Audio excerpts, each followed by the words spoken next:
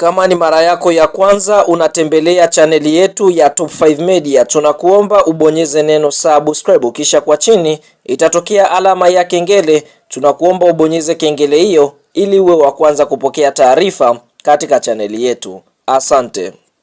Yes, mara baada ya dakika 90 za mchezo wa ligi kuu ya NBC Tanzania Bara kati ya Mtibwa Sugar dhidi ya timu ya Yanga Sports Club kuweza kutapatika kwa sare ya kufungana chuma moja akitangulia klabu ya Yanga kupata bao la uongozi, lakini kwenye kipindi cha pili kwa dakika za jioni kabisa Mtibwa Sugar wanakuja kusawazisha goli ambayo ilifungwa na mchezaji Pacome Zouzoua kwenye kipindi cha kwanza na kufanya mchezo huo ndani ya dakika 90 uweze kutamatika kwa sare ya kufungana chuma moja, huku klabu ya Yanga akidondosha alama 2 na kuondoka na alama 1 kwenye mchezo huu muhimu, ikiwa ni mchezo wake wa 3 mfululizo anapata sare katika ligi kuu ya NBC Tanzania Bara. Sasa kupitia afisa habari na mawasiliano wa klabu ya Yanga bwana Ali Shabani Kamwe kwenye ukurasa wake wa kijamii pale Instagram ameweza kushare post ya matokeo ambayo ameweza kuyapata siku hii ya leo dhidi ya Mtibwa Sugar, huku akisindikiza na caption inayosomeka ya kwamba alhamdulillah tumepata pointi moja ligi